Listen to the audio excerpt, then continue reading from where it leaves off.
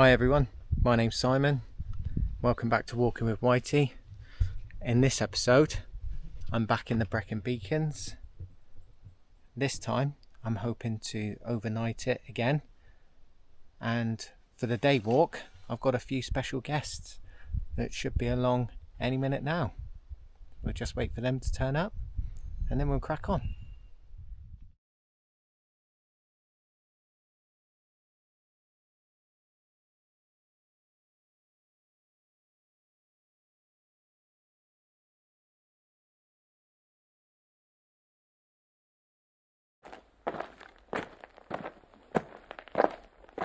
For the people that have watched my previous Brecon video, the route that I'll be doing today is pretty much the opposite of what I did last time. But for the guys who are joining me for the day camp, they're then going to come back down the main track back to this car park, which is the same car park that I started at last time. And they're going to head off because they're camping nearby, but I'm going to stay up there and find somewhere to camp for the night. Fingers crossed everything goes alright this time. It's a lot cloudier today, overcast, the temperature's a lot lower. It is due to be dry all day, but you know, we are in the Brecon Beacons, so let's just see what pops up.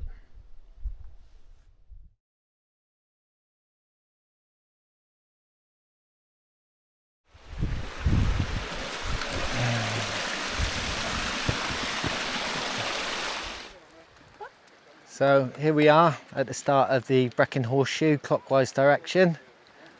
I'm here along with my cousin Jeff, who's just sorting out his boots, and Petra, Hey. Davy, and Mishi. Hiya. We're going to do hopefully about 9 miles today, and love to get them up to Corndew, Penny Fan, and maybe even Cribbin.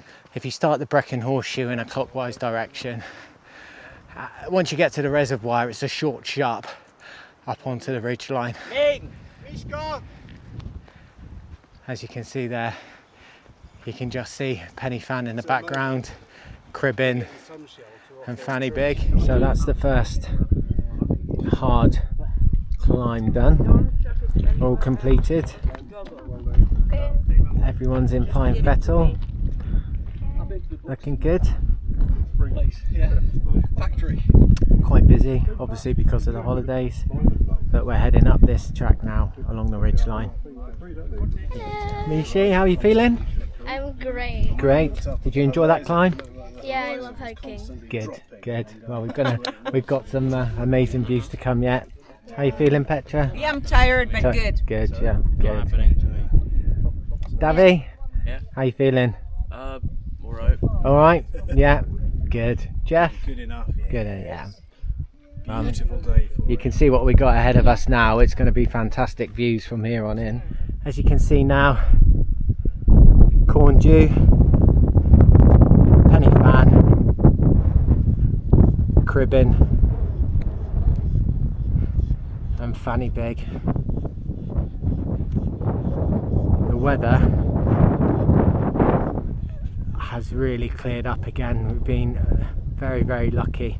Looks like we're going to get some awesome views on top when we get there.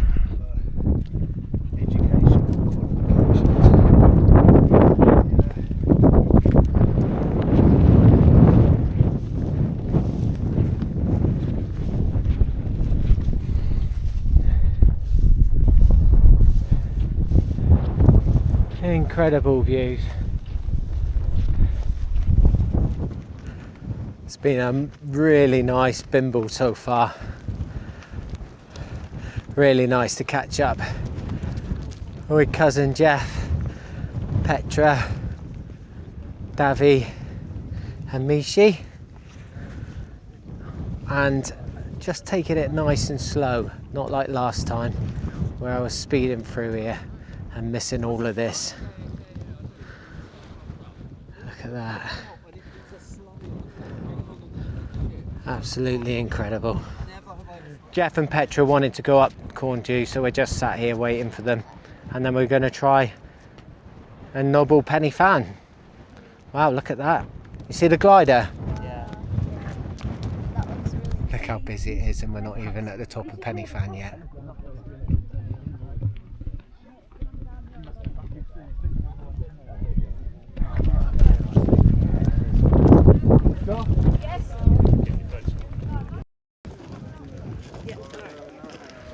So that's Penny Fan done. Absolutely brilliant. Love that the kids got up here as well. Mishi, how do you feel about conquering the highest peak in South Wales? I feel really good. Really good? Yeah. Good. Do you feel even happier now that we're going to be heading down the way? Yeah. Back to the van. Well done. Well done. You've done brilliant. For me, down is easier than up. Oh yeah. I think it is for us all. Look at this. You know, last time I had my head down and I was smashing this and I was literally killing myself doing it. I didn't take any of this in. I'm so glad I've come back and done it again. Now we're going to walk down to Cribbin, the base of Cribbin, which is just there. And I think we're gonna skirt around it. I don't think we're gonna go up Cribbin. We're now in between Cribbin and Fanny Big, and this is where we part ways. Maybe in the future, I'll move to Jeff, Petra, Davi, Mishi. It's been wonderful. They're going down the path back to the van. Have you enjoyed yourself today, guys? Yeah. It's been emotional. Yeah, it was good. I can't stress enough how good it's been today to have Jeff, Petra, Davi and Mishi with me. Not only has it been great catching up with them, but because there was little legs, the pace was a lot slower, which is brilliant because then you got to take more things in. And it's a far cry from what happened last time I was here. So very, very happy on how today has gone. And their faces when they summited the highest point in South Wales, well, that was brilliant too. This view, absolutely spectacular. You know, I keep telling myself, Simon, every now and again, look around. Every now and again, look around. And I'm so glad I do. Look at this.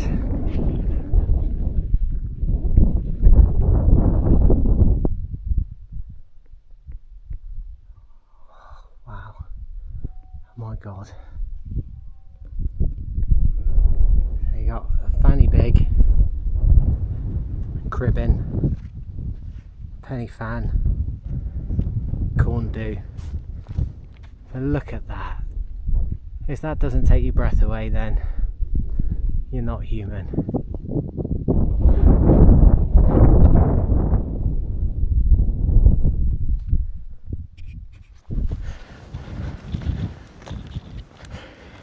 So I forgot at the beginning of this route to talk through any new bits of kit that I might have, and I do.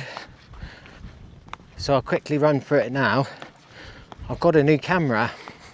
So I had my phone beforehand, but I did find that the battery was just getting absolutely drained so quick, it was unbelievable. So I've got a camera. It's a DJI Action Camera 4. It's got so many settings on it, I can't even begin to figure them out yet. On the screen at the moment, it looks like I'm a bit dark. I'm hoping that's not the case when it comes out. It's probably a setting that I haven't sorted out yet. But it shoots in 4K, all these different settings. And it's obviously helping the phone on my battery not draining down so much. So once I get back home and I do some editing, I guess we'll see how well this has come out. But it works in conjunction with the mic, so I'm hoping the sound is pretty good as well. I guess we'll see.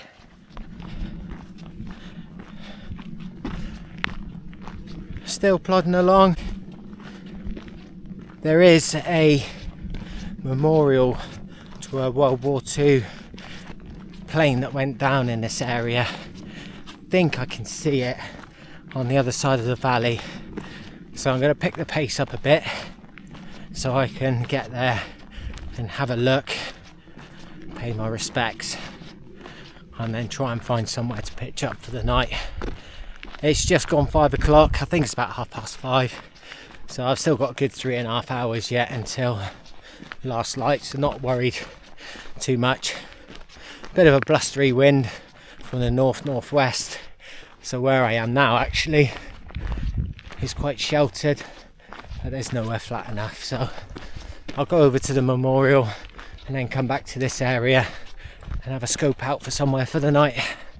I know you can't see it on this camera, but I've got eyes on the memorial and crash site just there, so I'm making my way there now.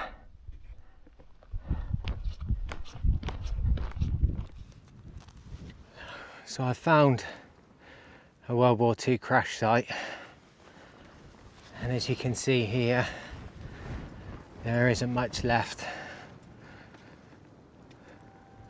apart from some twisted metal.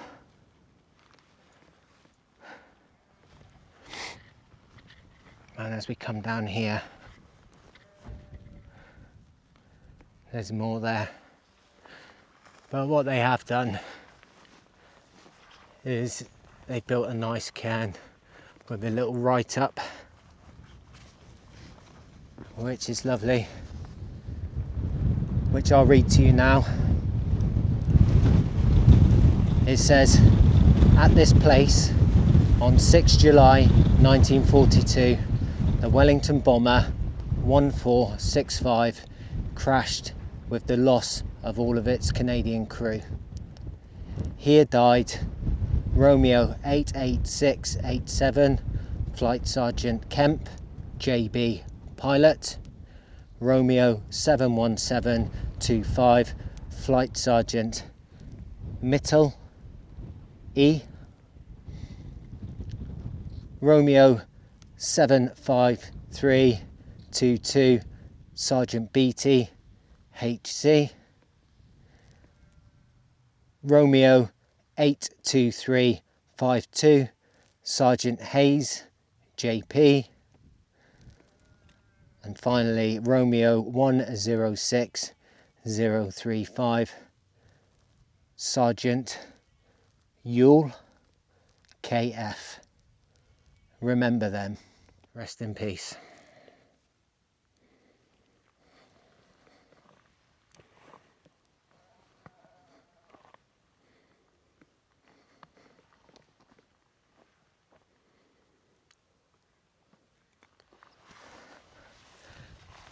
I think there's rock there, but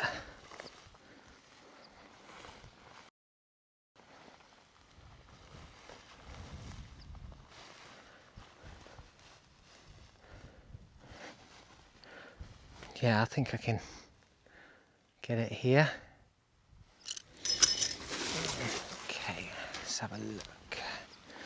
I want to stay away from those rocks there. Let's try it here.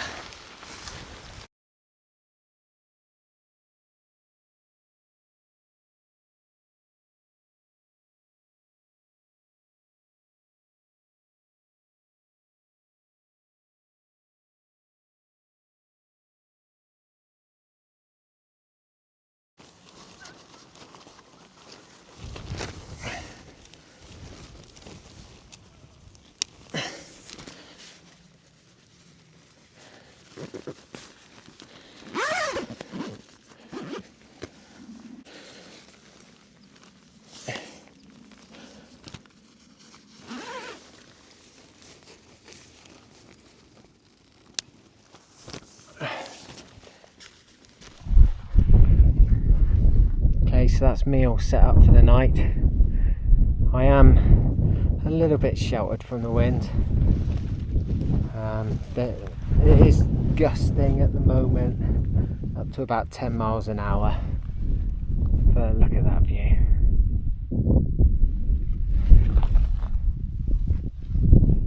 I've guided tent down as best I can. Ground's a bit soft, so I've double pegged.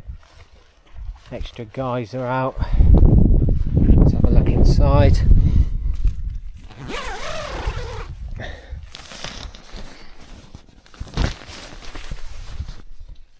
So I've got all my cooking equipment there. I've got me EV300 tonight. It's a little bit warmer because the temperature was meant to drop into single figures. So I've got that. Got the Big Agnes Rapide SL. All my bits and bobs up the top there. And my backpack in the vestibule in the other side. So let's get settled in. So on the menu tonight, I've got a summit to eat meal. It's salmon and broccoli pasta. It's freeze dried, so give that a go.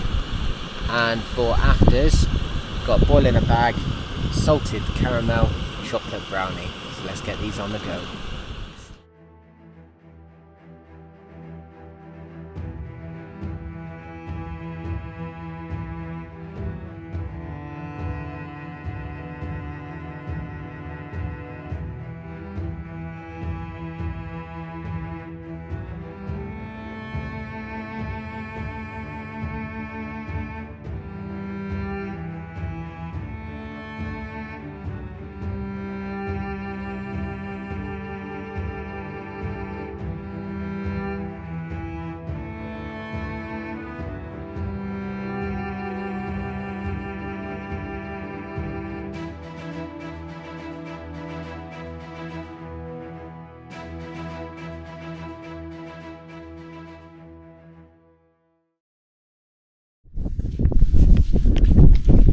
Right, so it's been 10 minutes.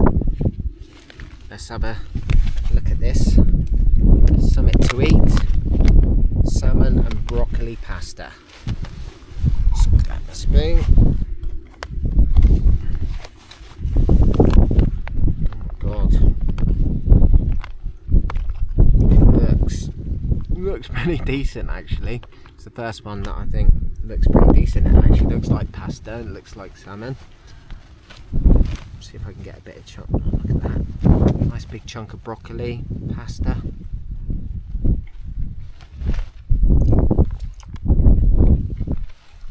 Oh God. That is good. That is very good. Oh, really good. Yeah, it seems to be better than the fire pots. That's for sure. This is the first time I tried one of these Summit to Eats, and it's really good.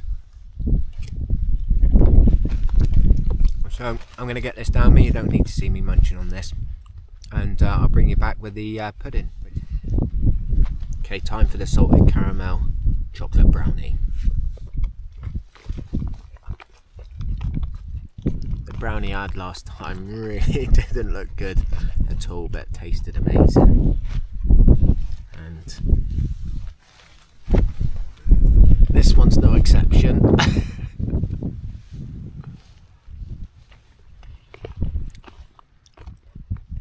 Oh, but that is good. That is really, really good. As the sun starts to set behind the mountain, it's time for me to make a hot chocolate and watch it disappear and then get ready for bed. Cheers.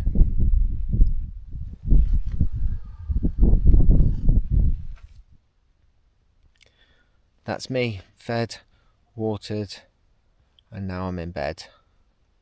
The temperature's dropping quite a bit, quite exposed up here, but the wind seems to be behaving itself at the moment.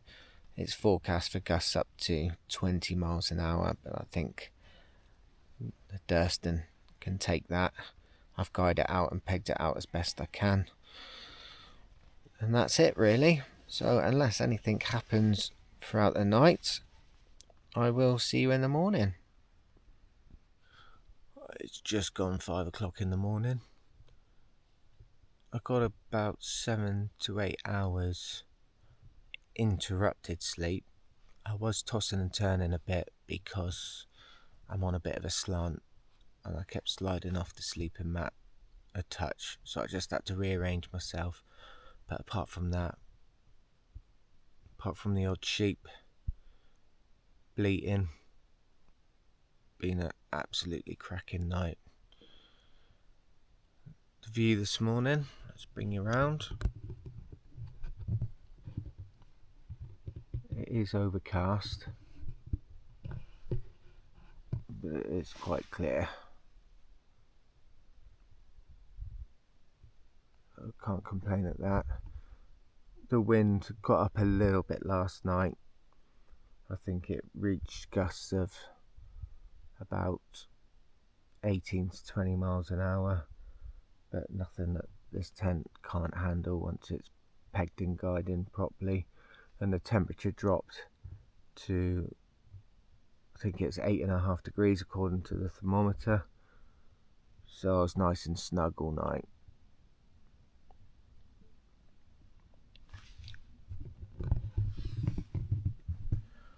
So now it's time to get a coffee on and get breakfast on.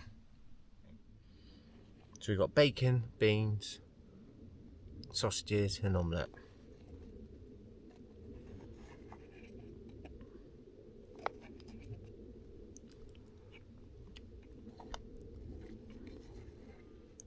Oh yeah, that's good. Great start to the day. This will put you on the right footing. I don't know whether you can hear it, but there's fighter jets buzzing up above. I don't know if it's anywhere near here that they do the low-level flying. Would be nice to see one buzzing up through this valley, but nothing yet. Got my coffee on the go. Breakfast was lovely. I'm a bit itchy this morning. One thing I forgot to tell you is after part 2 of Dartmoor, I went home and proceeded to do a tick check because I was itching all over. And between myself and my partner, we pulled out at least 11 ticks from my body. Oh God. Some of them were in some proper dodgy places as well. I don't think I'll tell you where because I might get restricted by YouTube. Oh, I don't know thinking about. So ever since then, every time I've got an itch or something, it might be a midgie, I'm like, oh my God, what's that? Hope that's not a tick, but never mind. I'll do the same as soon as I get home. I'll be straight in the shower and I'll be doing an extensive check again. Hopefully it's just the odd midgie I can feel, because they are about this morning. Fingers crossed. So I'm going to enjoy this coffee and then I'm going to pack up the inside of the tent and then I'll bring you back then.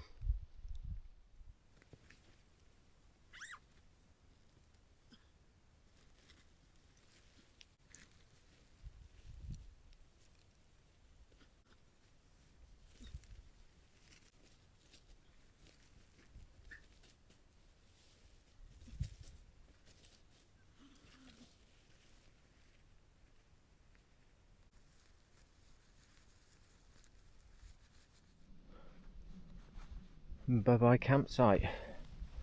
You have been an awesome host.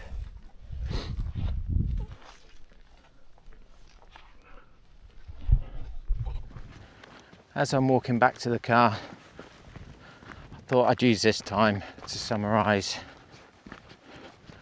on what's happened over the last 24 hours. Now, some of you might have quite rightly noticed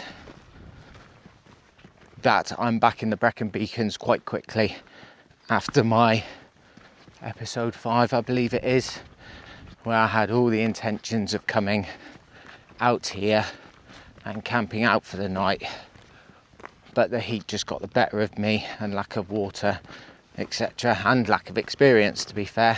So I pulled the plug on it and went home the same day. Now, I had no intentions of coming back here this quickly. I think it's been about 4 weeks since. But cousin Jeff and Petra and the kids got hold of me saying they were in the country, they live in the Czech Republic, and wanted to meet up, and they get hold of me every year, which is lovely that they do. And I thought this year I would take them up on it, and being keen hikers that they are, and they were in the area, I suggested Pen y Fan because it's the highest point in South Wales, and the horseshoe is a really good route to do.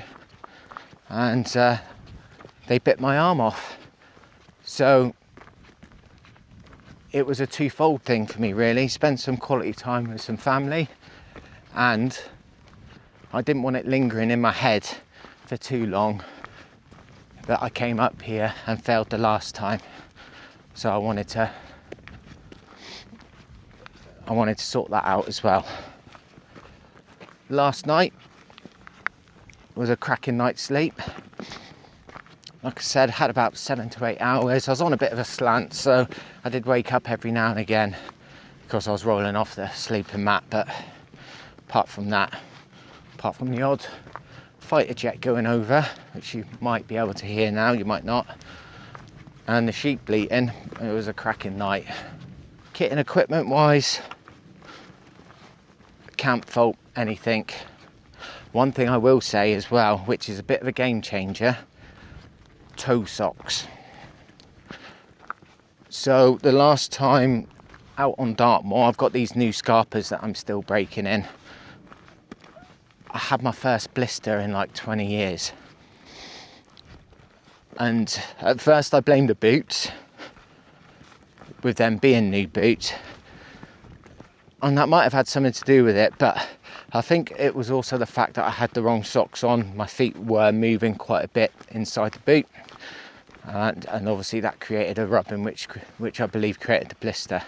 So I looked on the internet for a solution, and I saw these toe socks everyone was raving about, so I bought a pair of them. So I got them on, and then I've got a pair of socks on over the top of them, and my feet are nice and snug in the boot. And so far, 16.7 k's yesterday, and it's going to be at least 5 back to the car, and it feels like my feet have done no kilometres whatsoever. So maybe I put that down to the toe socks, or changing around my socks, and also that the boots are starting to break in a bit.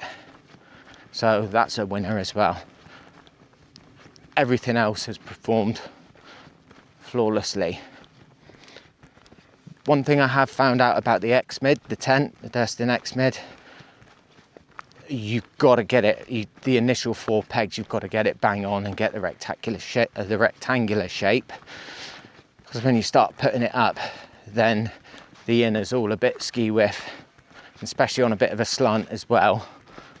I think I did have some of the outer fly touching the inner fly, which wasn't too bad because it didn't, I think there's a few spots of rain, but if it was anything heavier than that, then I might have been in a little bit of trouble. So that's just something to bear in mind. But apart from that, all good. That's my second solo wild camp struck off the list. So 1 in Dartmoor, 1 in the Brecon Beacons. Where am I going to head next? I have a few ideas, nothing solid yet, but trust me, when I've decided, you'll know too.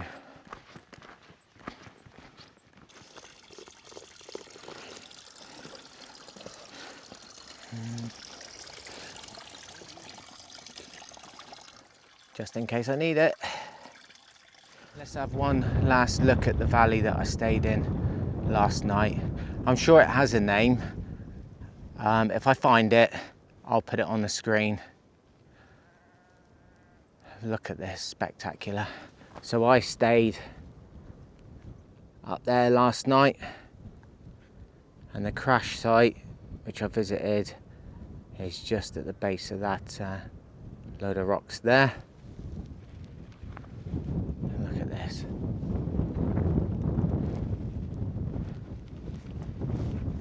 buzzard in the background. Best get going. I've just felt a few spots of rain on my back. Approximately 3.5 kilometers back to the car. I tell you what, it's quite a walk along this cliff top, or this cliff edge. That's a sheer drop, but look at this scenery. I don't know if you can see it, but beyond this mountain here, or this hill here, you can see some peaks in behind. That's the Black Mountains, so I'm currently facing east, sort of northeast from Brecon Beacons.